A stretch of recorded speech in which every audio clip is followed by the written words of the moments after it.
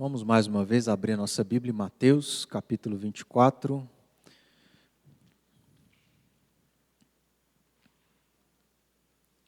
Versículos 1 e 2.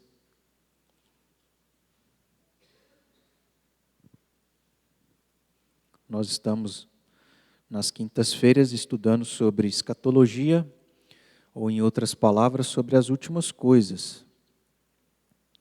Já fizemos um breve estudo sobre a primeira parte da escatologia, que diz respeito à escatologia individual, a morte, o que acontece após a morte.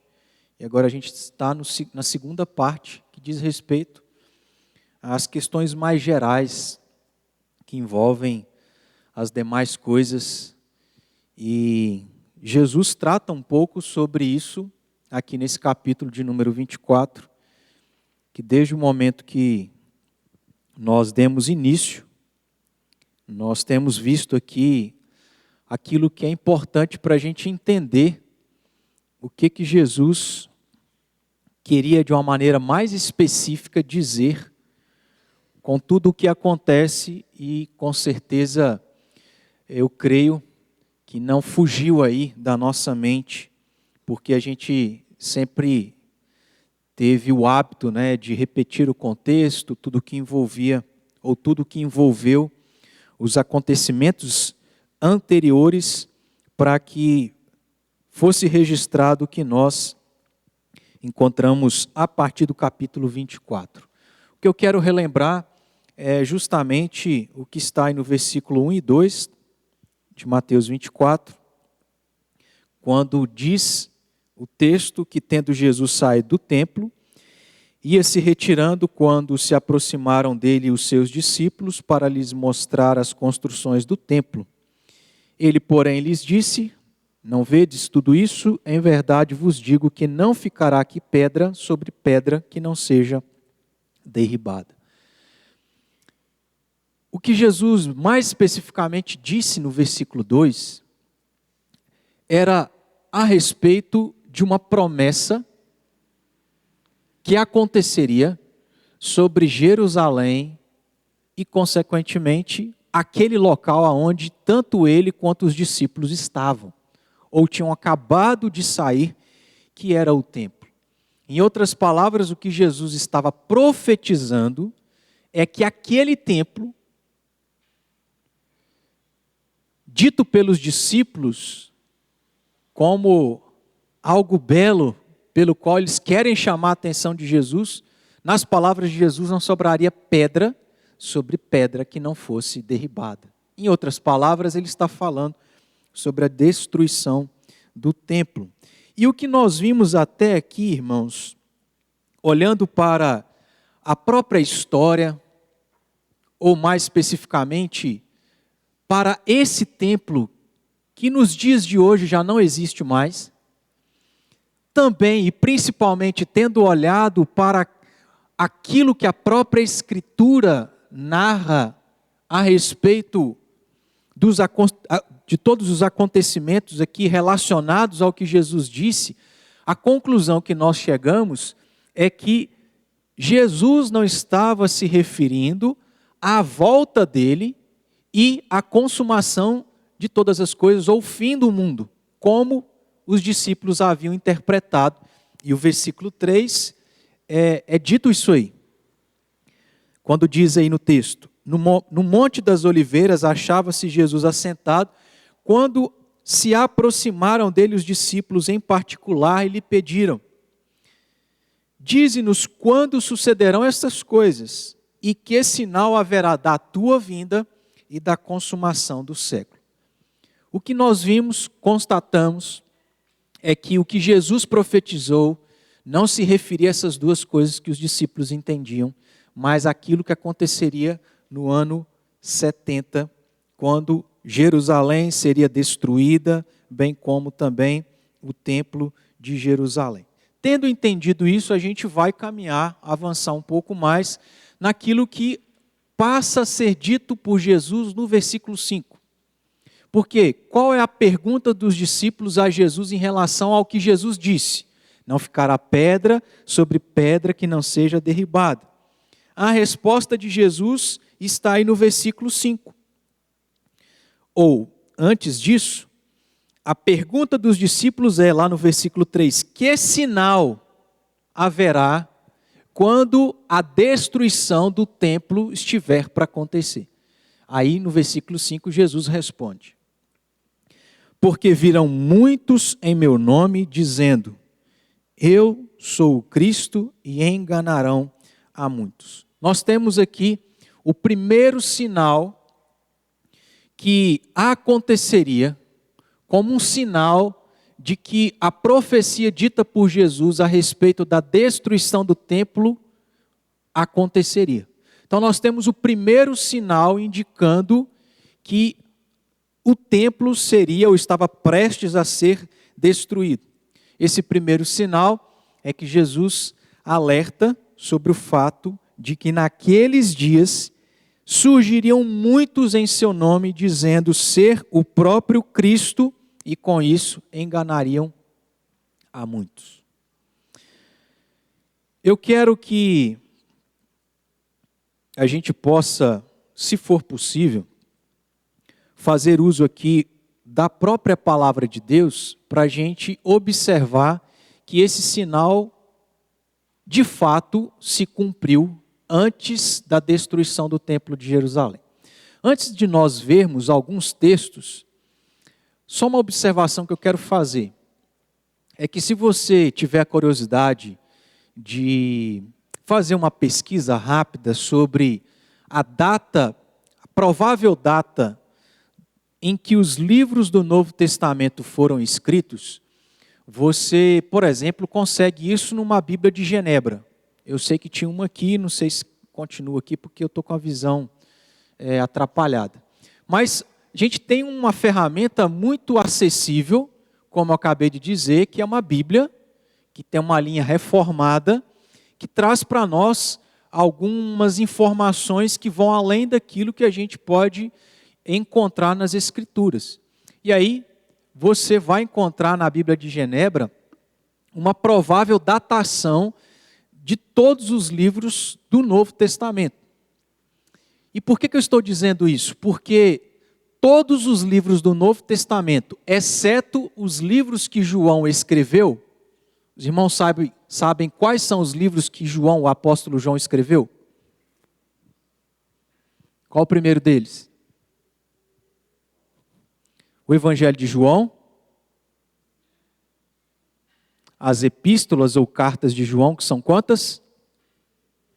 3. E tem mais um. Livro do Apocalipse. Então, de quantos livros que nós temos no Novo Testamento ao total? Escola dominical. Quantos livros no total nós temos no Novo Testamento? 27? Está certo disso? Posso perguntar?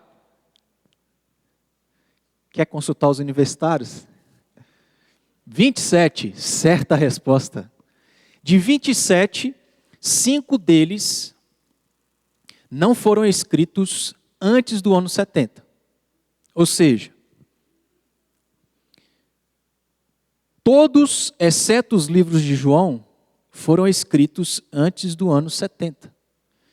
Qual a importância disso? A importância é que nós vamos ver em todos esses livros do Novo Testamento, exceto os de João, ou na maioria deles, informações que provam para nós, de maneira direta ou indireta, que esse primeiro sinal se cumpriu antes do ano 70, antes da destruição de Jerusalém e do templo. O nosso exercício aqui será, então, abrir em algumas passagens para a gente poder observar isso. A primeira dessas passagens está no livro de Atos, capítulo 5, versículo 36 a 39.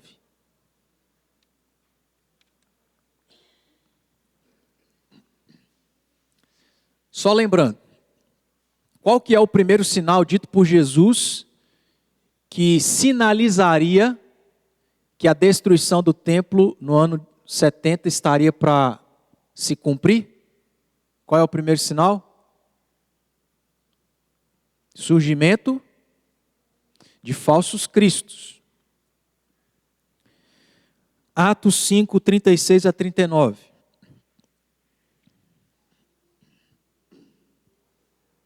Porque antes destes dias se levantou Teudas, ou Teudas, acho que é Teudas, insinuando ser ele alguma coisa, ao qual se agregaram cerca de 400 homens.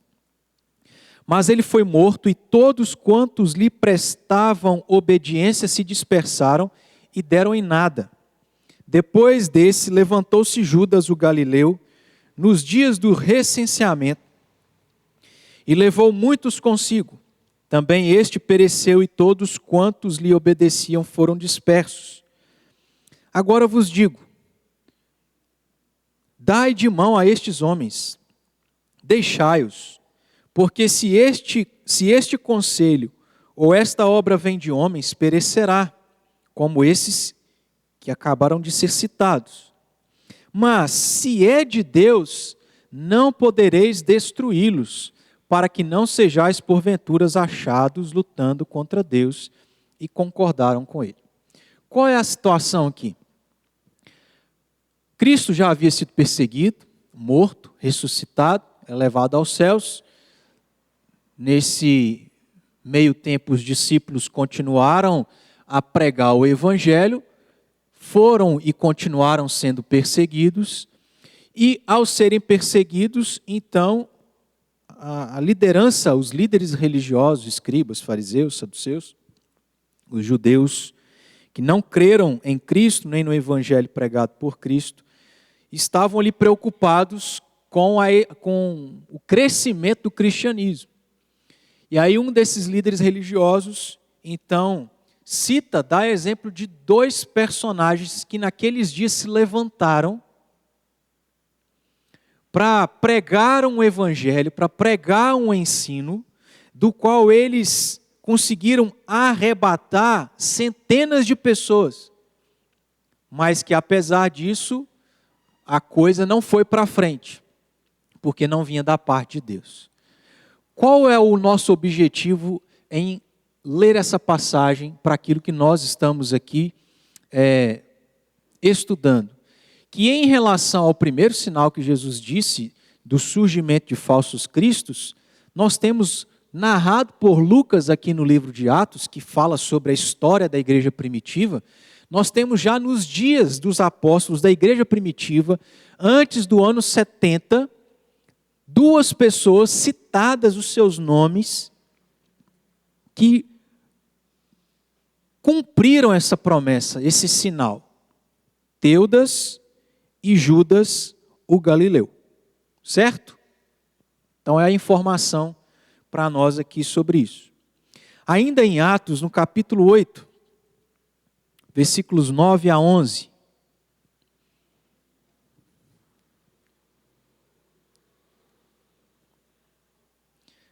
Diz também o texto aí para nós. Ora, havia certo homem chamado Simão. Então é mencionado o nome de mais uma pessoa, além de espera que eu não gravei o nome, Teudas e Judas. Nós temos um Simão, que ali praticava magia, iludindo o povo de Samaria, insinuando ser ele grande vulto. Olha que interessante esse detalhe. Se você se lembrar ou quiser consultar, no versículo 4 do capítulo 24 de Mateus, Jesus disse o seguinte: vede que ninguém vos engane. E aí no versículo 5, quando ele vai falar sobre o primeiro sinal, ele fala: muitos virão em meu nome, dizendo ser o Cristo, e fazendo o quê? Enganando a muitos. Aquele homem chamado Teudas, a pessoa ali que se refere, ou a pessoa que cita Teudas, informa que 400 homens se agregaram com Teudas. Aí nós temos aqui, no texto que lemos, no capítulo 8, mais um homem, Simão, que fazia o quê? Mágica, que fazia o quê? Iludia o povo de Samaria. Mágica e ilusão é o quê? Em outras palavras, você está sendo enganado. É isso que esse homem, nos dias dos apóstolos, estava fazendo. E aí observe que também é dito que ele insinuava ser grande coisa. Alguém importante. Versículo 10. Ao qual todos davam ouvidos, do menor ao maior, dizendo, olha aqui, mais uma informação interessante. Porque ele praticava mágica, porque ele iludia, porque ele enganava, porque ele se dizia ser grande coisa, porque as pessoas davam ouvido a ele, essas pessoas que estavam sendo enganadas diziam, este homem é o poder de Deus. Chamando Simão de o grande poder. Perceba que está aí na sua Bíblia em letras maiúsculas. E isso tem relação com o que é maiúsculo, geralmente é relacionado a Deus, ao único Deus vivo e verdadeiro. Como, por exemplo, você tem Deus com letra minúscula, letra maiúscula. Você tem profeta com letra minúscula, letra maiúscula. E assim por diante. Versículo 11. Aderiram a ele porque havia muito os iludira com mágicas. Jesus diz que um dos sinais seriam pessoas que se levantariam dizendo ser o próprio Cristo. Aqui não aparece a palavra Cristo, mas aparece aí se referindo a esse homem como tendo o poder de Deus e sendo chamado de o grande poder. E, inclusive, como nós vimos aqui em várias palavras, enganando a muitos. Vamos para o capítulo 13.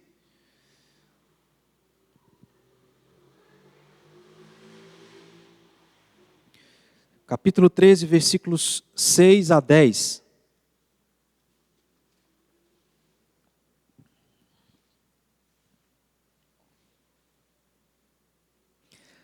Havendo atravessado toda a ilha de Pafos, encontraram certo judeu, mágico, falso profeta, de nome Bar Jesus, o qual estava com o procônsul Sérgio Paulo, que era homem inteligente. Este, tendo chamado Barnabé e Saulo, diligenciava para ouvir a palavra de Deus. Mas opunha-se-lhes Elimas, o mágico, porque assim se interpreta o seu nome, procurando afastar da fé o procônsul. Todavia Saulo, também chamado Paulo, cheio do Espírito Santo, fixando nele os olhos, disse. Então, esse chamado Elimas, o mágico, é aquele que era um falso profeta, e que, sendo um falso profeta, tentava fazer com que alguém que tinha interesse pelo Evangelho perdesse esse interesse. E por causa disso, Paulo diz, versículo 10, ó filho do diabo, cheio de todo o engano e de toda a malícia, inimigo de toda a justiça, não cessarás de perverter os retos caminhos do Senhor. Só no livro de Atos nós temos pelo menos 3 passagens que apresentam para nós esse sinal se cumprindo nos dias da igreja primitiva. Nos dias antes daquilo que aconteceria no ano 70. Aí nós vamos para as cartas de Paulo, Romanos capítulo 16.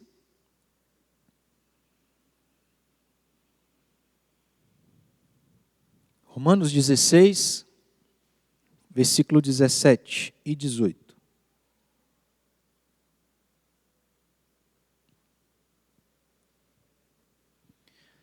Rogo-vos, irmãos, que noteis bem aqueles que provocam divisões e escândalos, em desacordo com a doutrina que aprendestes. Afastai-vos deles, porque esses tais não servem a Cristo nosso Senhor, e sim a seu próprio ventre, e as suaves palavras e lisonjas enganam o coração dos incautos. Agora, é Paulo escrevendo aos romanos a respeito daquilo que Jesus já havia alertado o seu povo. De falsos cristos, consequentemente, falsos ensinos, tendo como resultado não somente um engano, mas de fazer com que o povo se perdesse, que o povo se afastasse daquilo que eles aprenderam em Cristo e pelos apóstolos. Vamos para 2 Coríntios, capítulo 11.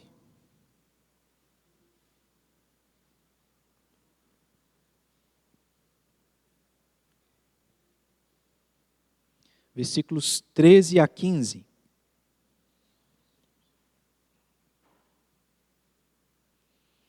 Agora, há uma outra igreja, Paulo trata sobre o mesmo problema. Veja como que estava espalhado naqueles dias falsos ensinos, falsos cristos, falsos profetas. Versículo 13. Porque os tais são falsos apóstolos, obreiros fraudulentos, transformando-se em apóstolos de Cristo. E não é de admirar, porque o próprio Satanás se transforma em anjo de luz. Não é muito, pois, que os seus próprios ministros se transformem em ministros de justiça, e o fim deles será conforme as suas obras. Estava entre os coríntios falsos profetas, falsos apóstolos, servos de Satanás, que se apresentavam como ministros de justiça, mas que por dentro não era isso que eles eram. Vamos para Gálatas. Também aos Gálatas, Paulo vai tratar sobre a questão que era um problema entre eles. Gálatas 2, versículo 4.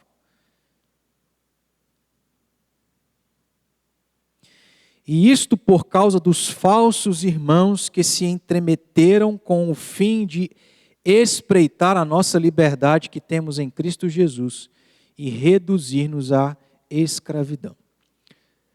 Nós conhecemos aqui o contexto dos Gálatas, porque eu já tratei sobre isso. Havia dois grupos, judeus e gentios. Dentre esses judeus, muitos eram judaizantes, queriam obrigar os gentios convertidos a cumprirem as leis cerimoniais do Antigo Testamento, como, por exemplo, a circuncisão. É por isso que Paulo fala, aí no final do versículo 4, sobre reduzir-nos à escravidão. Escravidão do quê? Da lei. De ser obrigado a cumprir a lei para ser salvo, se é que isso é possível. E aí ele relata sobre esses que, tendo essa mentalidade e agindo assim, nas palavras de Paulo, era considerado como falsos irmãos, falsos crentes, que estavam no meio da igreja, no meio do povo de Deus. Também escrevendo aos Efésios, capítulo 4, no versículo 14, mais uma vez, Paulo vai tratar sobre isso aí.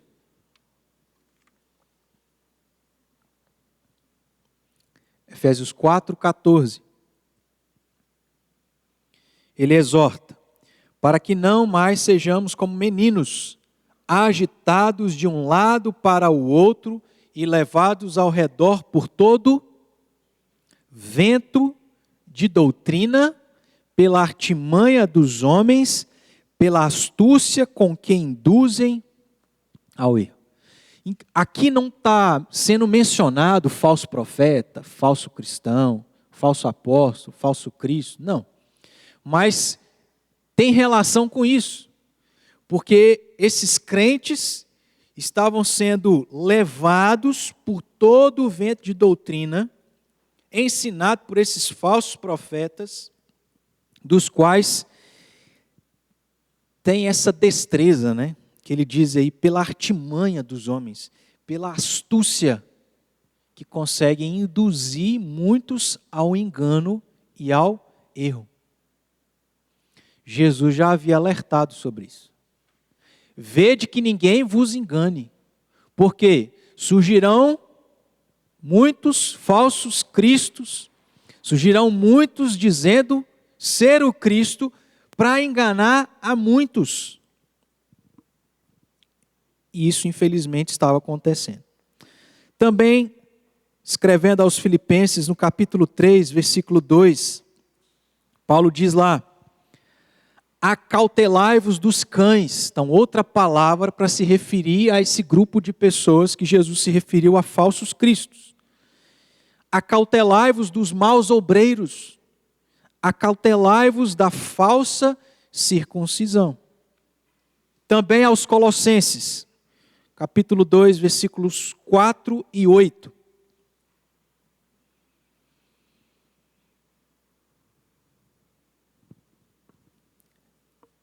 Colossenses 2, 4 e 8.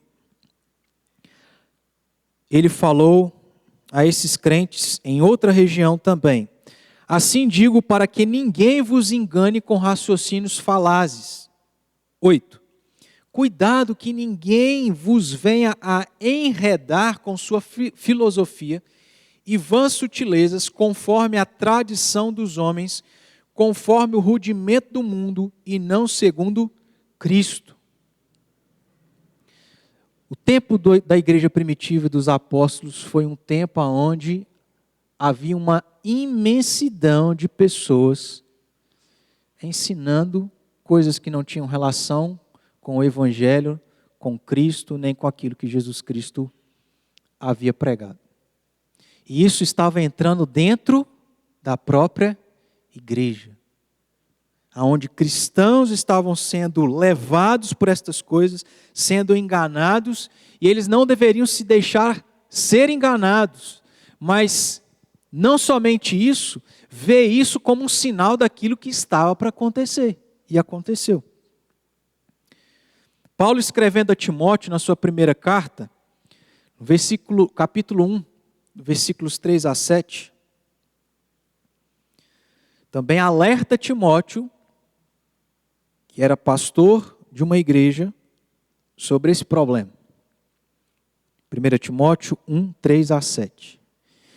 Quando eu estava de viagem rumo a Macedônia, te roguei permanecesses ainda em Éfeso, para demonstrares a certas pessoas, a fim de que não ensinem outra doutrina, nem se ocupem com fábulas e genealogias sem fim, que antes promovem discussões do que o serviço de Deus na fé.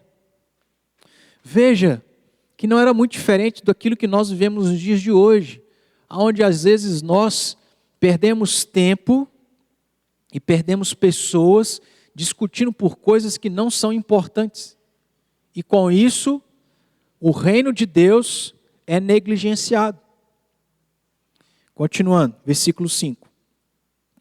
Ora, o intuito da presente admoestação visa ao amor que procede de coração puro e de consciência boa e de fé sem hipocrisia.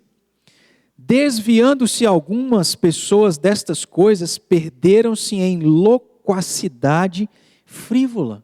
Em outras palavras, aqui Paulo também está dizendo a Timóteo, olha, você que é pastor dessa igreja, tome cuidado e trabalhe para que esse problema seja corrigido, porque as pessoas estão se desviando das coisas de Deus. Estão se perdendo em loquacidade frívola. 7. Pretendendo passar por mestres da lei, não compreendendo todavia nem o que dizem, nem os assuntos sobre os quais fazem ousadas asseverações. Vamos lá para o capítulo 6.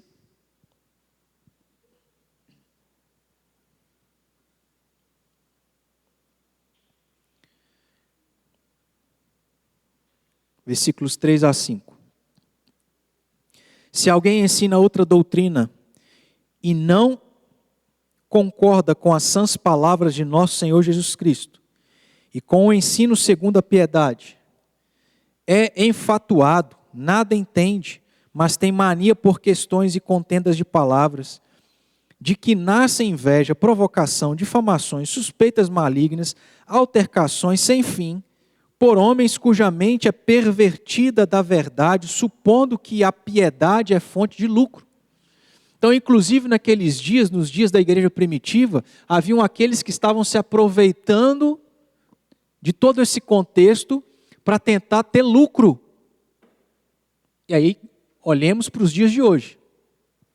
Quantas pessoas não se aproveitam da fragilidade, da carência espiritual e outras áreas das pessoas, não para o bem delas e não em consonância com a fidelidade das Escrituras, mas com o objetivo de ter lucro, ganhar em cima disso.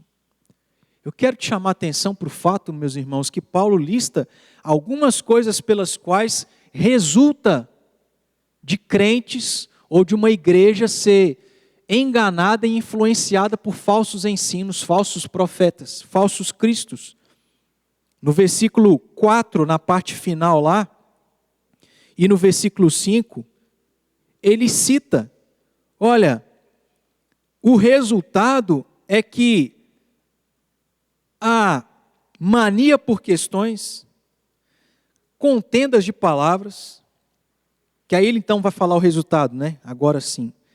Nascendo o quê? Resultando em quê? Inveja, provocação, difamações, suspeitas malignas, altercações sem fim. Por que Jesus alerta ou alertou para que ninguém fosse enganado? Com esses falsos cristos se levantariam dias próximos à destruição de Jerusalém e do templo. Porque o resultado disso são todas essas coisas que Paulo aqui está listando. Isso traz prejuízo para o povo de Deus, para a igreja de Cristo. Na segunda carta de Paulo a Timóteo, no capítulo 2, versículos 17 e 18, ele também fala lá: além disso, a linguagem deles corrói como câncer. Em outras palavras, agora Paulo fala que o resultado desses falsos ensinos, desses falsos profetas, apóstolos, falsos cristos, é uma coisa tão ruim como o câncer, corrói como o câncer, entre os quais se incluem, aí ele cita também duas pessoas, Himeneu e Fileto. Estes se desviaram da verdade, asseverando que a ressurreição já se realizou e estão pervertendo a fé de alguns. Capítulo 4, versículos 3 e 4 aí também de 2 Timóteo. É uma profecia escatológica de Paulo, que se aplicava àqueles dias, mas que também se aplica aos nossos dias, assim como os sinais que Jesus se referiu lá no capítulo 24. Pois haverá tempo em que não suportarão a sã doutrina. Pelo contrário, cercar-se-ão de mestres segundo as suas próprias cobiças, como que sentindo coceira nos ouvidos, e se recusarão a dar ouvidos à verdade, entregando-se a fábulas. Por que isso vai acontecer? Porque não deram ouvidos ao que Jesus disse. Nos últimos dias, já aplicando aí aos últimos dias, né? Porque nos últimos dias se levantarão muitos dizendo que é o Cristo. Aí ele diz: vede que ninguém vos engane. Por não dar ouvidos a isso, a essa exortação, muitos então vão se entregar a fábulas, etc, etc. Paulo agora escrevendo a Tito, e é o último a última passagem aqui sobre as cartas de Paulo, sobre o cumprimento daquele sinal, primeiro sinal que Jesus disse. Tito, capítulo 1, versículos 10 a 16.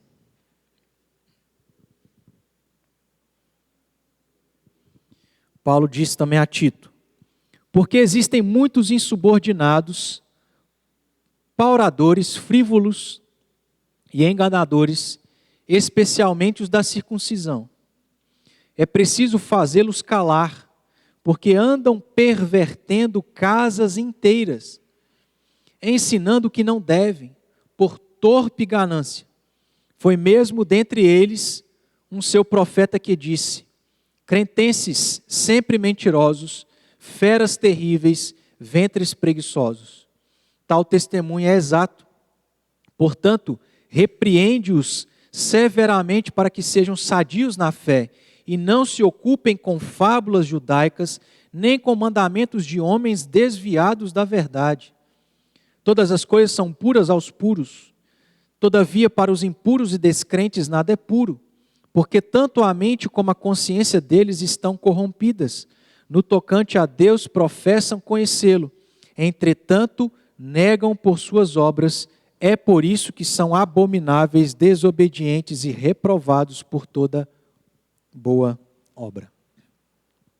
Agora a gente vai para caminhar aqui para o final, para as cartas ou epístolas gerais. E nós temos na segunda epístola de Pedro, no capítulo 2, versículos 1 a 3, Pedro alertando os crentes que ele escreveu sobre esse mesmo problema que existia nos dias deles como cumprimento do sinal daquilo que Jesus disse. 2 Pedro 2, a partir do verso 1. Assim como no meio do povo surgiram falsos profetas, assim também haverá entre vós falsos mestres, os quais introduzirão dissimuladamente heresias destruidoras, até ao ponto de renegarem o soberano Senhor que os resgatou, trazendo sobre si mesmos repentina destruição. E olha aí o versículo 2. E muitos seguirão as suas práticas libertinas, e por causa deles será infamado o caminho da verdade. Também movidos por avareza farão comércio de vós, com palavras fictícias. Para eles o juízo lavrado há longo tempo não tarda, e a sua destruição não dorme. Agora,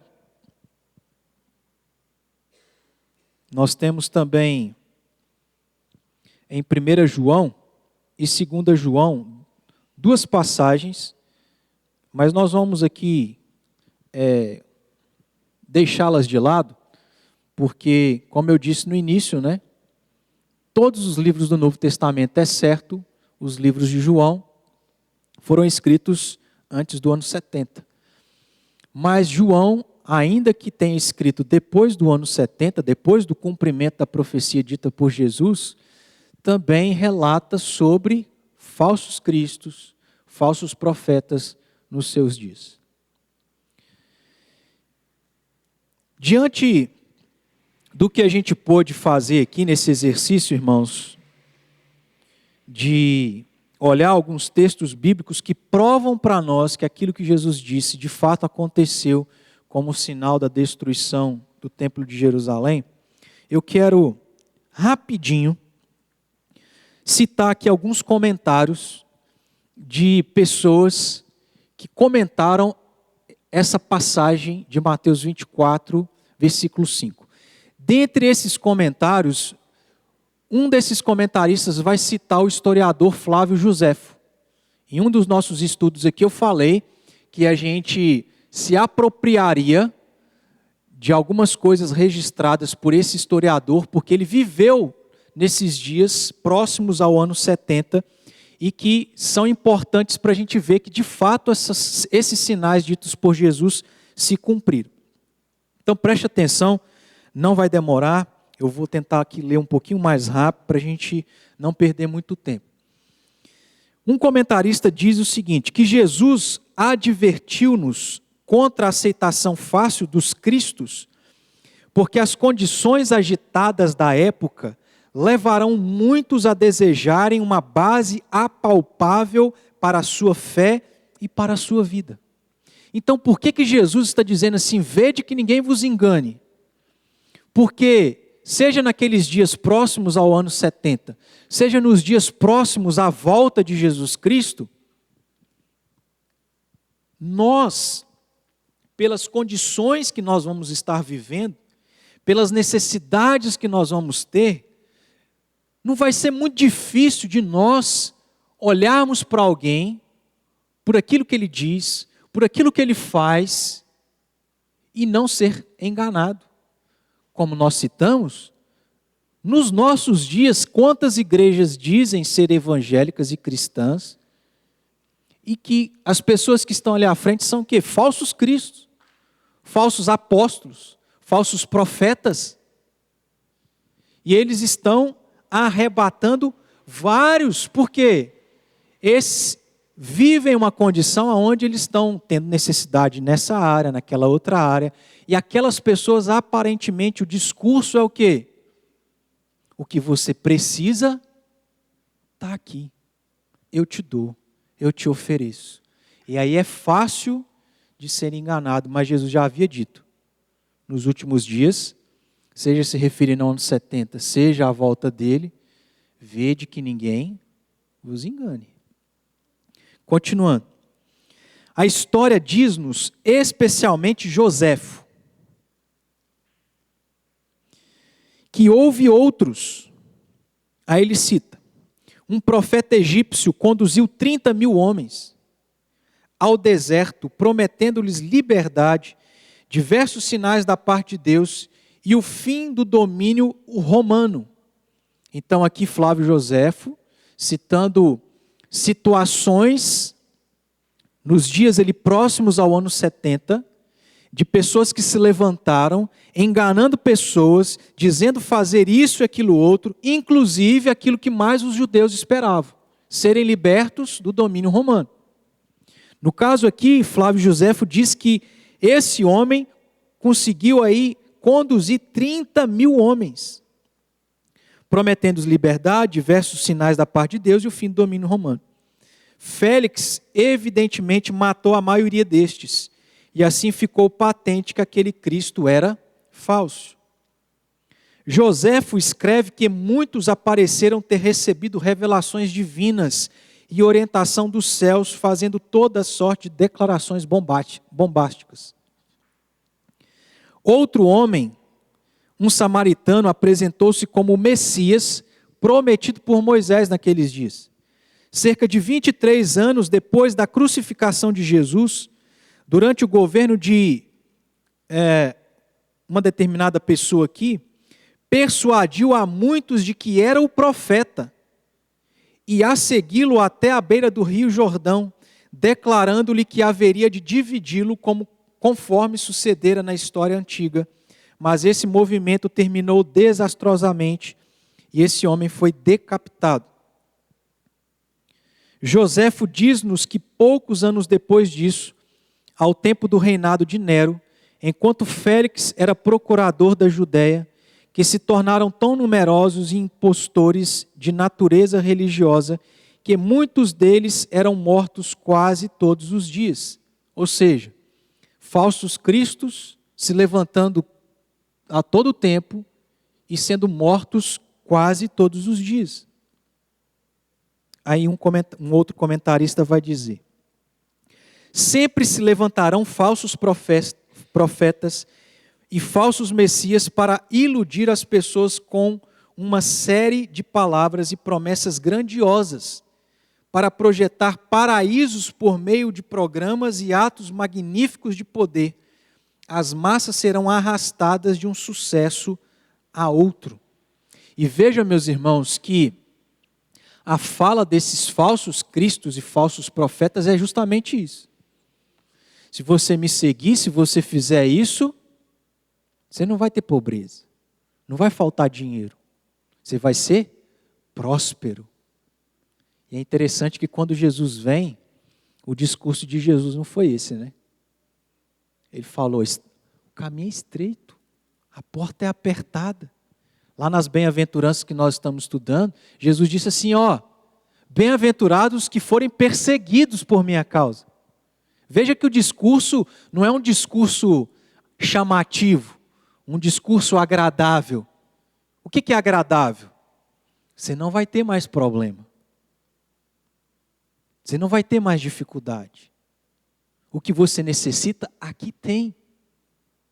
E aí, meus irmãos, isso arrebata uma imensidão de pessoas. Os discípulos fiéis que esperavam com saudade pelo Senhor vindouro, a volta de Jesus, facilmente poderiam ser desviados por um desses falsos mestres, que se apresentava como o Messias que retorna. Muitas vezes a impaciência torna as pessoas crédulas, porque você não aguenta mais esperar. Está muito difícil, você está sofrendo. E aí vem alguém facilmente e fala assim, você quer se ver livre disso? Me segue. Meus irmãos, é difícil ou é fácil da gente seguir? Você tem um problema, que você está cansado de viver esse problema. Chega alguém e diz, eu resolvo o seu problema, basta você me seguir. A gente fica vendo, na verdade a gente relembra daquele caso do João de Deus, que o Ratinho vai dizer que o João de Deus é o João do diabo, né? E a gente pensa assim, como é que alguém pôde ser enganado por um cara desse? Se sujeitar a tudo aquilo que a gente sabe que aquele homem fez com muitas mulheres. A gente pensa assim, eu não seria enganado. Mas a gente esquece de um detalhe. Aquelas pessoas, e não quer dizer que isso as justifica, mas aquelas pessoas só se deixaram ser enganadas porque com certeza elas precisavam de algo e elas estavam vivendo um momento muito frágil e delicado. Quer ver, meus irmãos? Alguém que sofre a dor do luto, ela está sensibilizada. Qualquer palavra serve para confortar e consolar. Qualquer coisa que possa ser oferecido já ajuda. E quando a gente está fragilizado emocionalmente, as nossas faculdades mentais não funcionam de maneira correta. Quer um exemplo? Quando você está frágil, ou você esteve frágil, apaixonado por aquela pessoa lá da época da sua adolescência, da sua juventude, você pensou? Se aquela pessoa falasse assim, vamos casar? Você, agora. Por quê? Porque a gente está num momento de fragilidade. E é muito fácil da gente ser enganado. E Jesus já havia alertado para aquilo que aconteceria no ano 70, e já adiantando, né? Jesus também nos alerta nos dias de hoje, que se ele tiver para voltar, cuidado que ninguém vos engane. Para a gente acabar, nós temos um pastor presbiteriano chamado Leandro Lima. Ele é especialista em escatologia. E falando sobre essa passagem, esse primeiro sinal, ele disse assim: o engano e o falso ensino, os falsos profetas, tudo isso, preste atenção aqui, tudo isso trazem mais estrago do que a perseguição e a ameaça. Porque você vai se lembrar que lá no livro de Atos, quando a igreja foi perseguida, o que aconteceu? Você mata um, nasce dois. Você mata dois, nasce quanto? 4. A igreja, quando foi perseguida, aí que ela cresceu. Mas o problema do engano, do falso ensino, dos falsos profetas, é que traz mais estrago do que a perseguição. O falso ensino, é devastador. Porque, olha só, elimina os fundamentos da mensagem da salvação. Inclusive, nós lemos aqui alguns textos que Paulo falou isso. Que os discípulos, os apóstolos falaram isso. Olha, esses que estão se levando, estão pregando um ensino que é contrário à pessoa de Cristo, à obra de Cristo, de que a ressurreição já aconteceu. Então, o engano, o falso ensino, os falsos profetas eliminam os fundamentos da mensagem da salvação. Aquilo que é a base, aquilo que é o que faz o cristianismo ser o cristianismo. E se a mensagem da salvação não é corretamente proclamada, o que acontece, meus irmãos? Se a salvação é deturpada, se a salvação não é por graça, não é por Cristo, mas é por obra, é por mérito, alguém é salvo? Não. Você tira aquilo que é fundamental para que alguém entenda como ela pode ser salva, que é através de Jesus Cristo. O problema do ensino, do falso ensino, dos falsos profetas, é que os que são enganados abandonam a fé sem saber que a abandonaram, porque eles estão dentro da igreja. Eles estão seguindo os ensinos dos falsos pastores, dos falsos profetas, achando que estão certos. Então eles estão sendo enganados sem saberem que foram, sem saberem que abandonaram a fé. Abandonam o evangelho verdadeiro, mas eles estão na igreja. Continuam seguindo os falsos apóstolos e acham que estão seguindo a Cristo, mas estão seguindo falsos apóstolos. Por isso que Jesus já havia alertado: cuidado que ninguém vos engane. Surgirão muitos para que nós sejamos enganados. Isso se cumpriu. E o que a gente tem como objetivo, é ver cada um desses sinais se cumprindo. Então hoje a gente pôde fazer isso com o primeiro sinal, não necessariamente a gente vai fazer sinal por sinal, em cada estudo. Às vezes a gente engloba aí 1 ou 2 ou mais, olhando para as Escrituras, olhando para a história, olhando para aquilo que Flávio Joséfo, experimentando, vivendo esses dias, deixou registrado, para que a gente perceba que, primariamente, o que Jesus estava se referindo sobre a destruição do Templo de Jerusalém, tinha relação com o que aconteceu no ano 70 e não com a sua volta, nem com a consumação ou o fim dos tempos. Mas não quer dizer que isso também não aponte para a volta de Jesus e o fim do mundo, Só que a gente vai chegar lá, tá joia? Ficou claro, meus irmãos, aqui? Para a gente entender que o foco de Jesus foi esse e isso de fato foi se cumprindo? Tem alguma dúvida?